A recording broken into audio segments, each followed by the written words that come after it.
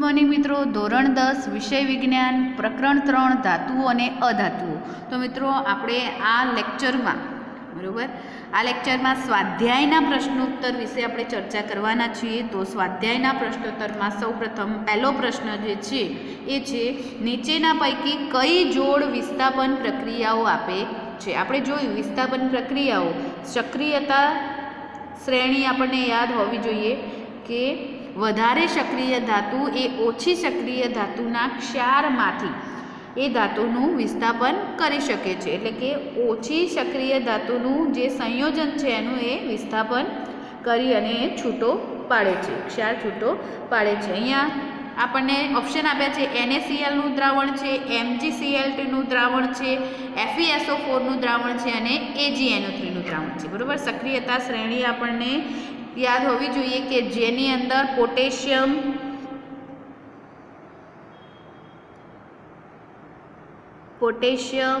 Sodium calcium magnesium बरोबर aluminium zinc बरोबर ion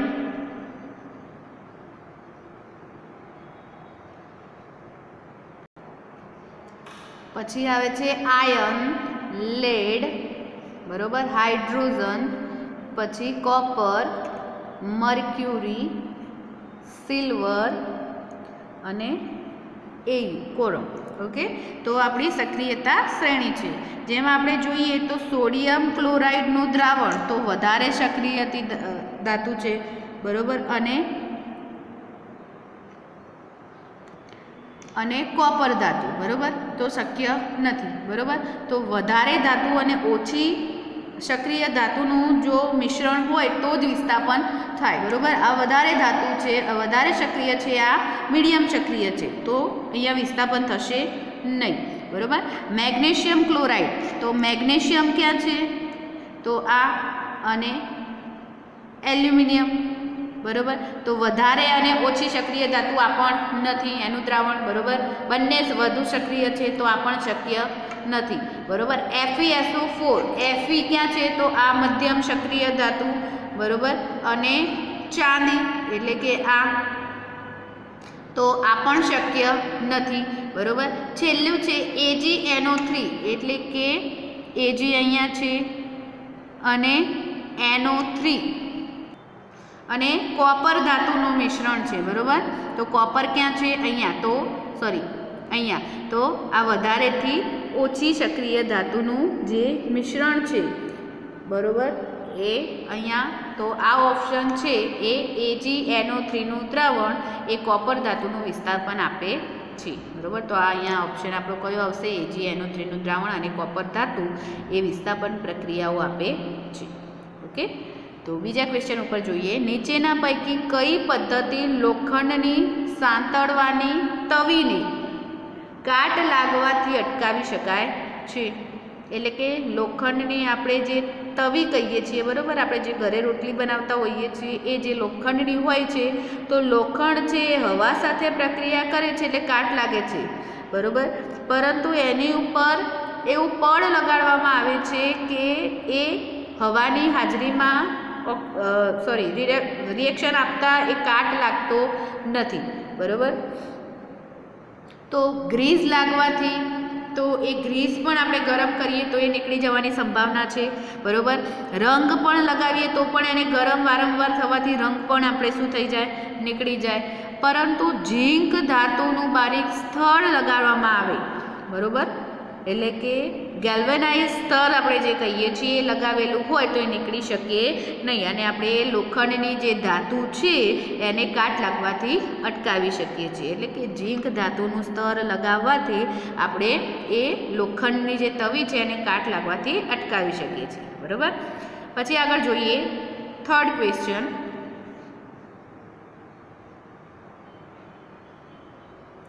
एक तत्व ऑक्सीजन साथे प्रक्रिया करी ऊंचू गलनबिंदु धरावतुं संयोजन आपे छे तो आ संयोजन पाणीमां पण द्राव्य छे तो आ तत्व खाली जग्या होई शके। तो ऊंचू गलनबिंदु धरावतुं संयोजन कोण आपे तो धातु। तो खास करीने अहींया बे धातु छे, केल्शियम अने आयन। आ बे धातुओ छे बरोबर, जे ऊंचा गलनबिंदु धरावता संयोजनो आपे छे। त्यारबाद आ संयोजन पाणीमां पण द्राव्य छे। तो आयनना ऑक्साइड एटले के ऑक्साइड साथे ऑक्सिजन साथे जोड़ाईने ऑक्साइड बने छे बरोबर। तो केल्शियमना ऑक्साइड अने आयनना ऑक्साइड तो कोण पाणीमां द्राव्य थशे तो जे केल्शियम ऑक्साइड छे ए पाणीमां द्राव्य थाय छे अने हाइड्रोक्साइड आपे छे बरोबर। एटले के आपणे एवुं कही शकीए के केल्शियम जे छे ए ऑक्सिजन साथे संयोजाईने केल्शियम ऑक्साइड एटले के ऊंचू गलनबिंदु धरावता संयोजन आपे छे अने पण साथे साथे ए पाणीमां द्राव्य पण थाय छे एटले के केल्शियम धातु ए आपणो आंसर आवशे बरोबर। तो अहींया 3 प्रश्न पूरा थाय छे। नेक्स्ट प्रश्न जोईए। प्रश्न नंबर 4 जोईए। खाद्य पदार्थना डब्बा पर टीन, टीन एटले आपणे SN धातु कहीए बरोबर। टीन धातु स्तर लागे छे नहीं के झींकनु बरोबर। झींक एटले आपणे ZN कहीए बरोबर। टीननु स्तर लागे छे नहीं के झींकनु बरोबर। आपणे स्तर लगावानी प्रक्रियानी वात करीए तो आपणी विस्थापन प्रक्रिया छे के ओછી सक्रिय धातुनु स्तर लागे छे। जेम के आपणे चांदीनु ढोळ चढ़ावो छे बरोबर। तो चांदी छे कॉपर उपर, आयन एटले के लोखंड उपर आपणे ढोळ एनो चढ़ावी शकीए बरोबर। एन ढोळ एटले के एनु बारीक स्तर चढ़ावी शकीए कारण के चांदी छे ए ओછી सक्रिय धातु छे बरोबर। ओછી सक्रिय धातुनु स्तर ए लागी शके छे। तो आनी अंदर टीन अने झींक बरोबर। झींकनु स्तर लागतुं नथी एनो मतलब एवो थयो के झींक ए वधु सक्रिय धातु छे बरोबर अने टीन छे ए ओછી सक्रिय धातु होवी जोईए बरोबर।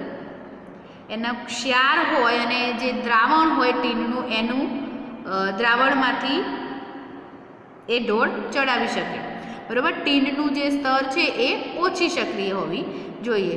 तो झींक धातु ए टीन करता ओછી सक्रिय झींक छे ए वधारे सक्रिय धातु होवी जोईए अने टीन छे ए ओછી सक्रिय धातु होवी जोईए। तो आपणो आंसर कयो आवशे? झींक टीन करता वधु सक्रिय छे एटले के सी नंबरनो प्रश्न आवशे। झींक ए टीन करता वधु सक्रिय छे बरोबर। तो આપણે ચોથો પ્રશ્ન પૂર્ણ કર્યો। પાંચમા પ્રશ્ન ઉપર જઈએ। શું આપેલું છે તો તમને એક હથોડી, બેટરી, ગોળો, તાર અને સ્વિચ આપેલા છે બરોબર। તો તમે કેવી પ્રક્રિયા કરો છો? તો બે ઓપ્શન આપ્યા છે। તમે તેનો ધાતુઓ અને અધાતુઓ વચ્ચે ભેદ પારખવા કેવી રીતે ઉપયોગ કરી શકશો? તો ધાતુ અને અધાતુનો ભેદ પારખવો છે તો આપણે શું કહી શકીએ? તો હથોડી વડે ધાતુને ટીપવાથી એટલે કે એમાં પાતળું પતરું બનાવી શકાય છે કારણ કે એમાં ટીપાઉપણાનો ગુણધર્મ રહેલો છે બરોબર। તો લખી શકીએ હથોડી વડે ધાતુના તારને ટીપીને શું બનાવી શકાય છે? ટીપવાથી એના પતરા બનાવી શકાય છે જ્યારે અધાતુને ટીપવાથી એના પતરા કે બનાવી શકતા નથી એટલે કે ધાતુને ટીપી શકાય છે અને અધાતુને ટીપી શકાતી નથી बरोबर। पछी बेटरी, गोळो अने तार बरोबर आने जोड़ीए छीए अने विद्युत प्रवाह पसार करीए छीए बरोबर। तार जो तांबानो हशे बरोबर एटले के विद्युत प्रवाह पसार करीए छीए बरोबर।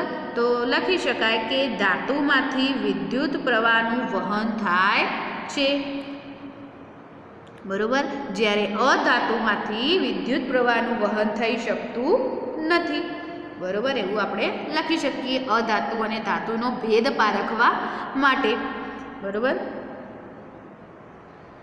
ओके तो बीजो ऑप्शन जोईए कि धातु अने अधातुओ वच्चेनी आ परख कसोटीओनी उपयोगितानुं मूल्यांकन करो बरोबर। तो आ कसोटी थई उपरनी आपणे जे कसोटीओ करीए तो एने आपणे एना उपरथी आपणे शुं मूल्यांकन करी शकीए?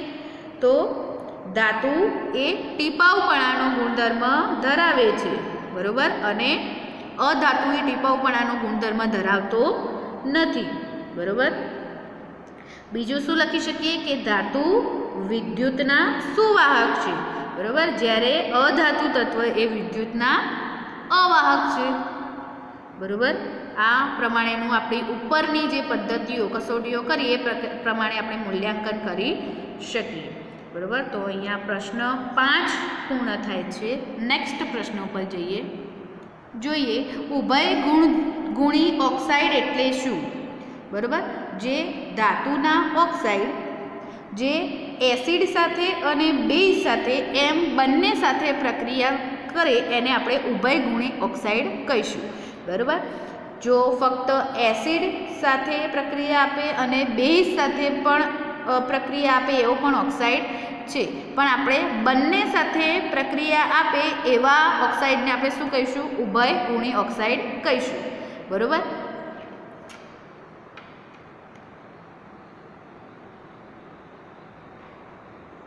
અને તેના ઉદાહરણની વાત કરીએ તો ઉદાહરણની અંદર એલ્યુમિનિયમ ઓક્સાઇડ Al2O3 અને ઝિંક ઓક્સાઇડ ZnO આ બંને ઉભય ગુણધર્મી ઓક્સાઇડ છે કે જે એસિડ અને બેઝ એમ બંને સાથે પ્રક્રિયા આપે છે, બરાબર।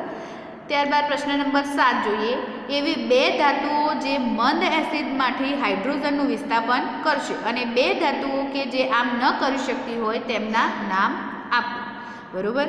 તો જેમાં આયન, બરાબર, કોપર લખું છું, આયન, કોપર નહીં, ઝિંક, એલ્યુમિનિયમ, સોડિયમ, પોટેશિયમ જેમ બધી ધાતુઓ હોઈ શકીએ, બરાબર। તો જેમ આ ધાતુઓ એસિડમાંથી હાઇડ્રોજન મુક્ત કરે છે અથવા હાઇડ્રોજનનું વિસ્થાપન કરે છે, બરાબર। જ્યારે એવી કઈ બે ધાતુઓ જે એસિડમાંથી હાઇડ્રોજનનું વિસ્થાપન નથી કરતા, તો એક છે મર્ક્યુરી અને કોપર, ચાંદી, બરાબર, જે એસિડમાંથી હાઇડ્રોજનનું વિસ્થાપન કરતા નથી, બરાબર। એવી બે ધાતુઓ કે એસિડ સાથે પ્રક્રિયા કરીને હાઇડ્રોજનનું વિસ્થાપન કરે છે, તો આયન છે, ઝિંક છે, એલ્યુમિનિયમ છે, આવી ધાતુઓએ એસિડ સાથે પ્રક્રિયા કરીને હાઇડ્રોજનનું મુક્ત કરે છે એટલે કે વિસ્થાપન કરે છે। જ્યારે કઈ ધાતુઓ નથી કરતી, તો મર્ક્યુરી છે, કોપર છે, બરાબર, અને Ag, બરાબર, આ જે ધાતુઓ છે એ એસિડ સાથે પ્રક્રિયા કરીને હાઇડ્રોજન વાયુનું વિસ્થાપન કરતી નથી, ઓકે।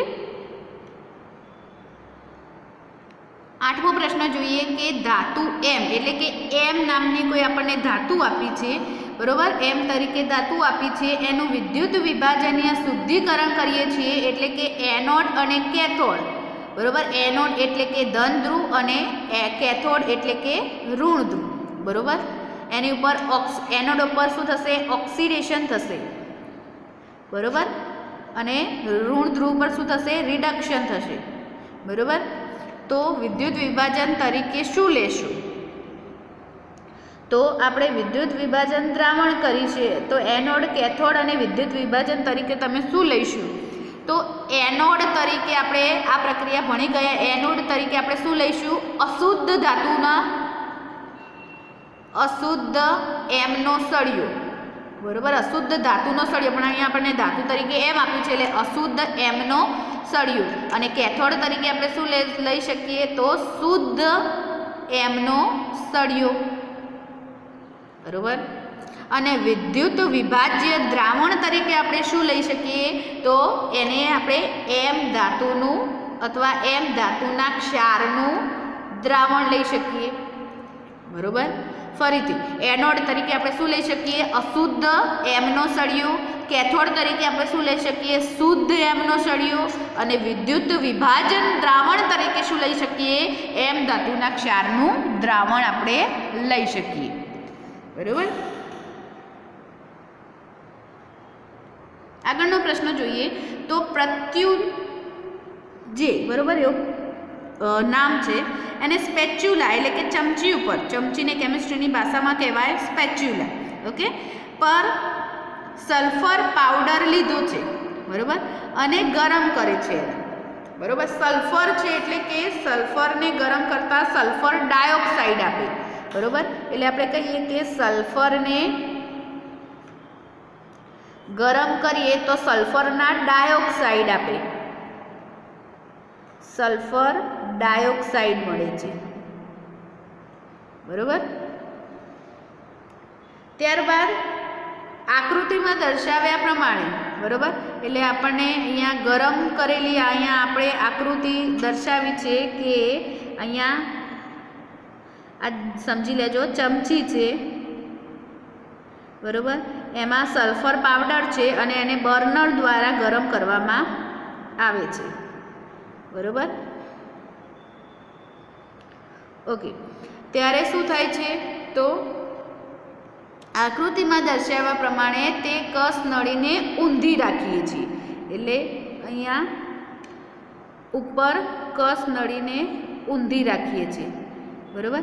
એટલે કે અહીંયા જ્યારે હવાની હાજરીમાં ગરમ કરીએ છીએ એટલે કે એ સલ્ફર ગરમ થતાં જે વાયુ ઉત્પન્ન થાય છે એ વાયુને આપણે આ ઊંધી કસ નળી રાખીને એ કસ નળીમાં એ વાયુને આપણે ભરવાનું છે, બરોબર.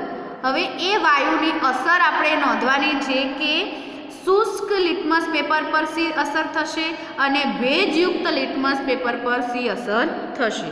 તો શુષ્ક લિટમસ પેપર ઉપર કોઈ જ પ્રકારની અસર થશે નહીં, બરોબર, કારણ કે તે જલીય દ્રાવણ હોય તો જ એ H+ અને OH- આયન ઉત્પન્ન થાય છે. પણ અહીંયા જલીય દ્રાવણ એટલે કે એનું જળનું દ્રાવણ, જળમાં બનેલું દ્રાવણ એટલે કે જલીય દ્રાવણ. પણ અહીંયા આપણે શુષ્ક લિટમસ પેપર જ લીધેલું છે એટલે એ જલીય દ્રાવણમાં જ એનું રિએક્શન આપે છે, શુષ્ક લિટમસ પેપર ઉપર કોઈ જ રિએક્શન આપતો નથી, બરોબર.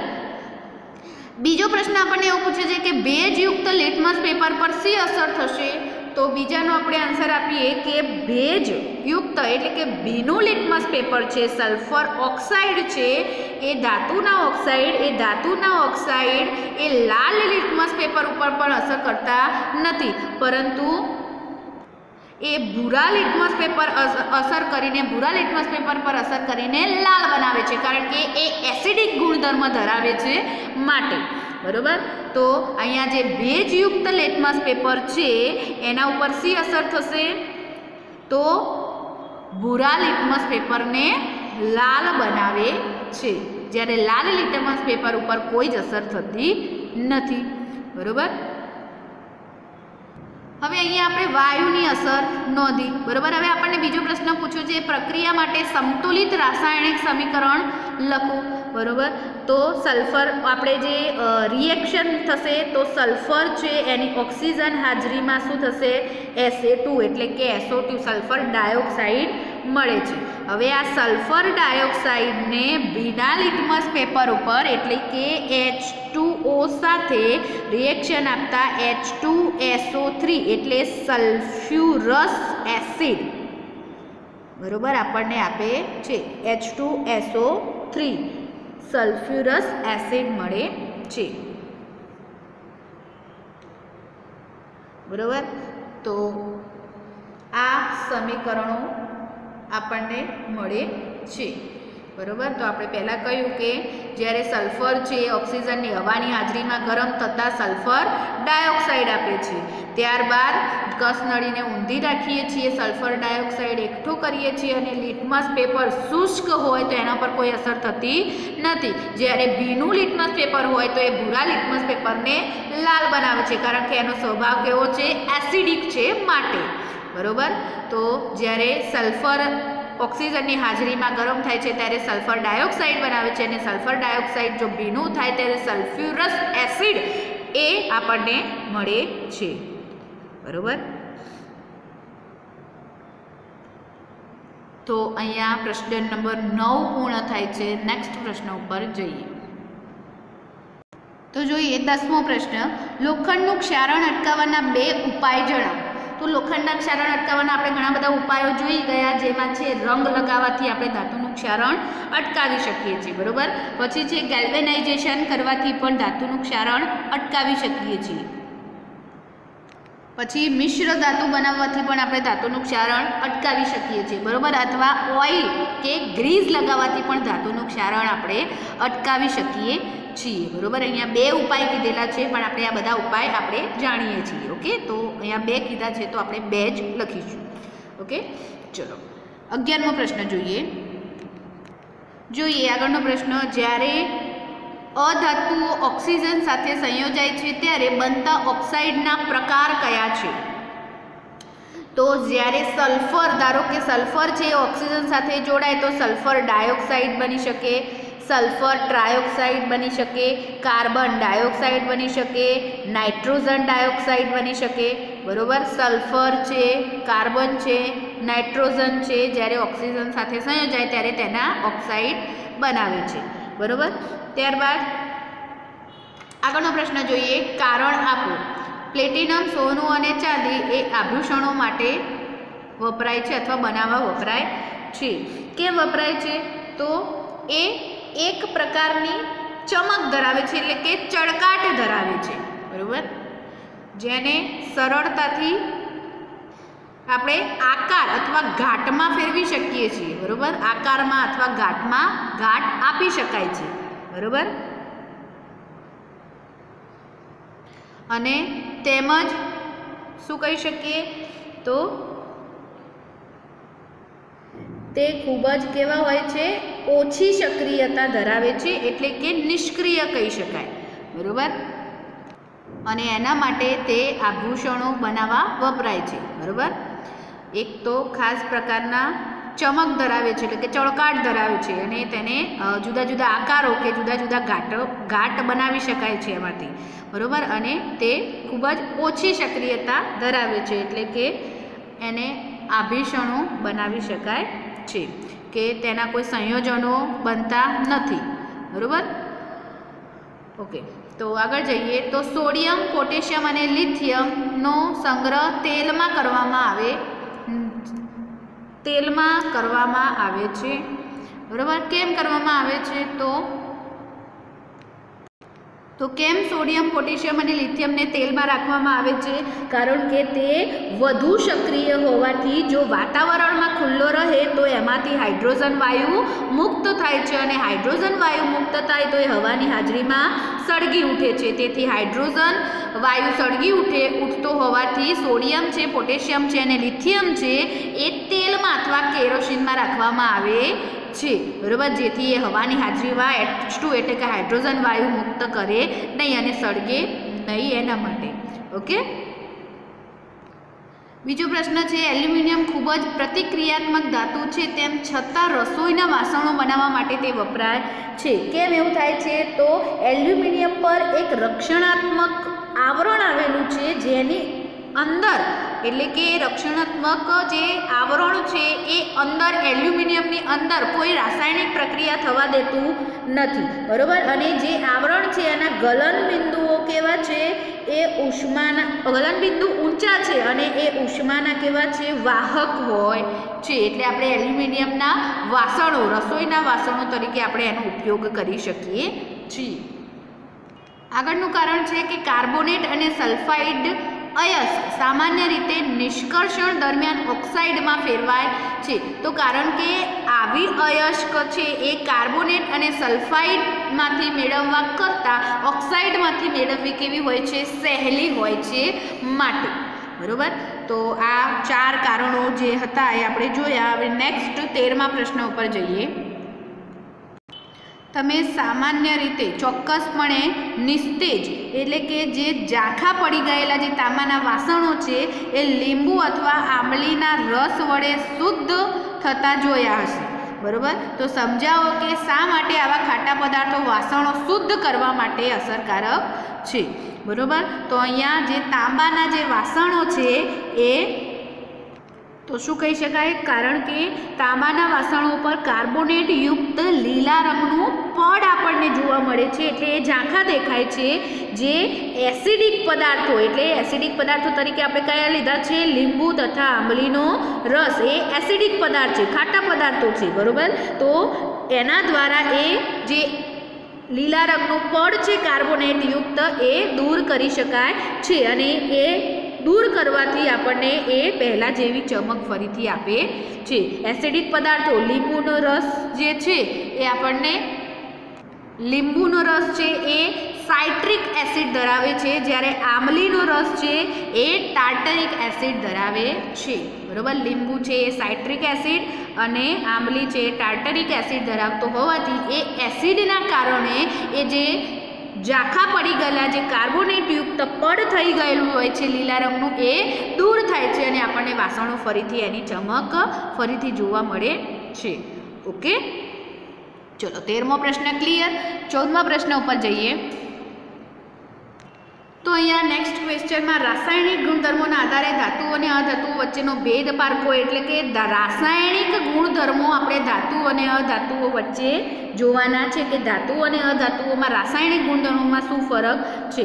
તો ધાતુઓ અને અધાતુઓમાં જે ધન અને ઋણ આયનો છે એ વિશે આપણે ભેદ દર્શાવી શકીએ. બરોબર, મંદ એસિડ સાથે ધાતુઓ કેવી પ્રક્રિયા આપે છે, મંદ એસિડ સાથે અધાતુઓ કેવી પ્રક્રિયા આપે છે એ આપણે રાસાયણિક ગુણધર્મોમાં એની ચર્ચા કરીશું. બરોબર, પછી ઓક્સાઇડનો સ્વભાવ કેવો છે ધાતુઓનો, અને ધાતુઓ અને અધાતુઓ જ્યારે ઓક્સાઇડમાં ફેરવાય છે ત્યારે એનો સ્વભાવ એસિડિક છે, બેઝ છે કે ઉભય ગુણધર્મી છે એ આપણે જોઈશું. બરોબર, અને ચોથો મુદ્દો છે એ જે છે એ છે બાહ્યતમ કક્ષામાં ઇલેક્ટ્રોન કેટલા છે એ આપણે ધાતુમાં કેવા છે અને અધાતુમાં કેવા છે એની આપણે ચર્ચા કરીશું. તો સૌપ્રથમ ધાતુઓમાં જે આયનોની ચર્ચા કરીએ. સૌપ્રથમ તો ધાતુઓ કેવા આયનો બનાવે છે, ધન આયન બનાવે છે, જ્યારે અધાતુઓ કેવા આયનો બનાવે છે, ઋણ આયનો બનાવે છે.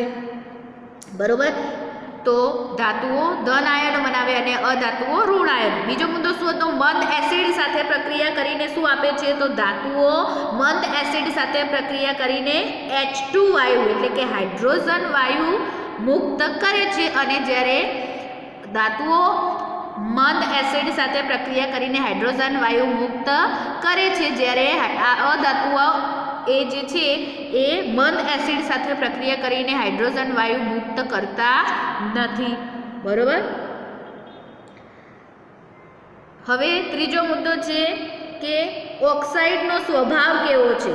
તો ધાતુઓનો ઓક્સાઇડના સ્વભાવ બેઝિક કે ઉભય ગુણધર્મી સ્વભાવ ધરાવે છે. બરોબર, જ્યારે અધાતુના સ્વભાવ કેવો ધરાવે છે, એસિડિક તથા તટસ્થ. બરોબર, ધાતુના ઓક્સાઇડ બેઝિક હોય તથા ઉભય ગુણધર્મી પણ હોઈ શકે, જ્યારે અધાતુના ઓક્સાઇડ એસિડિક અથવા તટસ્થ હોય છે. બરોબર, બાહ્ય કક્ષાના ઇલેક્ટ્રોનની વાત કરીએ તો ધાતુની બાહ્યતમ કક્ષામાં 1, 2 કે 3 ઇલેક્ટ્રોન હોય છે જે સરળતાથી ગુમાવે છે. બરોબર, આપણે એની ચર્ચા અગાઉ કરી ચૂક્યા છીએ. જ્યારે અધાતુની બાહ્યતમ કક્ષામાં 5, 6 કે 7 ઇલેક્ટ્રોન જે 1, 2 કે 3 ઇલેક્ટ્રોન મેળવવાની કોશિશ કરે છે અથવા મેળવે છે. બરોબર, તો આ પ્રમાણે આ 4 મુદ્દાઓ, આયનો કેવા છે, મંદ એસિડ સાથે ધાતુ અને અધાતુઓ કેવી પ્રક્રિયાઓ આપે છે. બરોબર, પછી એ ઓક્સાઇડનો સ્વભાવ કેવો છે, એસિડિક છે, બેઝ છે, ઉભય ગુણધર્મી છે કે તટસ્થ છે. તો ધાતુઓ બેઝિક અને ઉભય ગુણધર્મી ના જેવા ઓક્સાઇડનો સ્વભાવ છે, અને અધાતુના ઓક્સાઇડનો સ્વભાવ કેવો છે, એસિડિક છે અને તટસ્થ છે.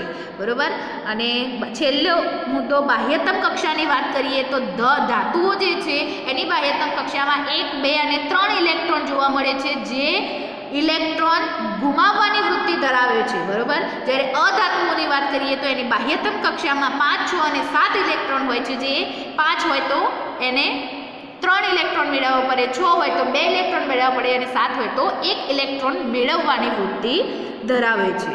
બરોબર, તો આમ આપણે આ રાસાયણિક ગુણધર્મોથી આપણે ધાતુઓ અને અધાતુઓની આપણે ભેદ જોયું. બરોબર, કે કેવી રીતે રાસાયણિક ગુણધર્મોથી ધાતુઓ અને અધાતુઓ અલગ પડે છે. ઓકે, અને આ આપણે 14મો પ્રશ્ન જોયું. હવે છેલ્લો પ્રશ્ન જોઈએ, સવાલ નંબર 15. ચલો, 15મો પ્રશ્ન શું છે, તો એક વ્યક્તિ ઘરે ઘરે સુવર્ણકાર તરીકે જઈને ઊભો રહે છે. તે જૂના અને નિસ્તેજ એટલે કે ઝાંખા સોનાના ઘરેણાની ચમક પાછી લાવી આપવાનું વચન આપે છે. એક બિન સાવધ ગૃહિણી અને અને સોનાની બંગડીઓનો સેટ આપે છે, બરોબર, જેને તેણે એક ખાસ દ્રાવણમાં ડૂબાડ્યો. આ શબ્દ યાદ રાખજો. બંગડીઓનો સેટ આપ્યો ગૃહિણીએ અને ખાસ દ્રાવણમાં ડૂબાડ્યો. બંગડીઓ નવા જેવી જ ચમકવા લાગી, બરોબર, પરંતુ તેના વજનમાં ભારે ઘટાડો થયો. ગૃહિણી ઉદાસ થઈ ગઈ, પરંતુ નિર્થક દલીલ પછી વ્યક્તિ ઉતાવળે ફેરો કરી જતો રહ્યો. શું તમે ગુપ્તચર તરીકે વર્તી તેણે ઉપયોગમાં લીધેલા દ્રાવણનો પ્રકાર શોધી શકશો? તો અહીંયા બંગડીઓ એટલે કે સોનાની જે સોનું છે, સોનાની બંગડીઓ છે, એને દ્રાવણમાં ઓગાળવાની વાત થઈ, બરોબર.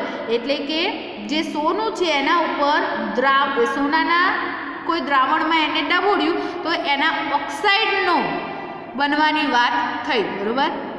અને જે સોનાની ચમક છે એ ઝાંખી પડી છે, બરોબર. તો સોનું અને ચાંદી એમ એ ખાસ કરીને હવા છે, પાણી છે, બરોબર, એમાં ખાસ કરીને કોઈ પ્રક્રિયા આપતા નથી, બરોબર. તો અહીંયા એ એવા કયા દ્રાવણની અંદર સોનાને પીગાળી લઈને જતા રહ્યા હોય છે, બરોબર. તો અહીંયા જે આ એક દ્રાવણ છે એ એક એવું દ્રાવણ છે કે જે સોના અને ચાંદીને પીગાળી શકાય છે, જે છે HCl અને HNO3નું દ્રાવણ 3:1નું પ્રમાણ, એટલે કે 3 ml HClનું લઈએ અને 1 ml HNO3નું લઈએ તો જે સોનું અને ચાંદીને શું કરી શકે છે? પીગાળી શકે છે, બરોબર. 3:1નું પ્રમાણ એટલે 3:1નું પ્રમાણ એટલે કે 3 ml HCl અને 1 ml HNO3નું આપણે લઈ શકીએ, બરોબર. તો આ રીતે દ્રાવણ લઈ અને એને સોના અને ચાંદીમાં પીગાળતા અથવા ડબોડતા એ સોનું અને ચાંદી એમાં ઓગળે છે, બરોબર. તો ગુપ્તચર પાસે કયું દ્રાવણ હશે? 3:1નું HCl અને HNO3નું દ્રાવણ. ઓકે. તો પ્રશ્ન નંબર 15 જોયો આપણે. નેક્સ્ટ પ્રશ્ન ઉપર જોઈએ. કારણ આપો કે કોપર ગરમ પાણીની ટાંકી બનાવવા માટે વપરાય છે, પરંતુ સ્ટીલ એટલે કે Fe આયનની મિશ્ર ધાતુ છે, બરોબર. Fe ની મિશ્ર ધાતુ છે, તો એ સ્ટીલ છે એ વપરાતું નથી. તો સ્ટીલ છે એ પાણી અને એની વરાળ સાથે કોઈ પ્રક્રિયા આપતું નથી. કોપર છે એ પાણીની વરાળ અથવા ગરમ થાય પાણી તો પાણી અથવા પાણીની વરાળ સાથે કોઈ પ્રક્રિયા આપતું નથી. જ્યારે સ્ટીલ છે એ સ્ટીલની અંદર રહેલું જે લોખંડ છે એ પાણી અને વરાળ સાથે પ્રક્રિયા આપે છે, બરોબર. એટલે અહીંયા એવું લખી શકીએ કે કોપર એ ગરમ પાણી કે પાણીની વરાળ સાથે પ્રક્રિયા કરતું નથી. જ્યારે સ્ટીલ છે, બરોબર, સ્ટીલમાં આપણે એવું કહ્યું છે કે આયનની મિશ્ર ધાતુ છે એટલે એમાં લોખંડ રહેલું છે, બરોબર. સ્ટીલ જે Feની મિશ્ર ધાતુ છે, જે પાણીની વરાળ સાથે શું બનાવે છે? એના ઓક્સાઇડ બનાવે છે.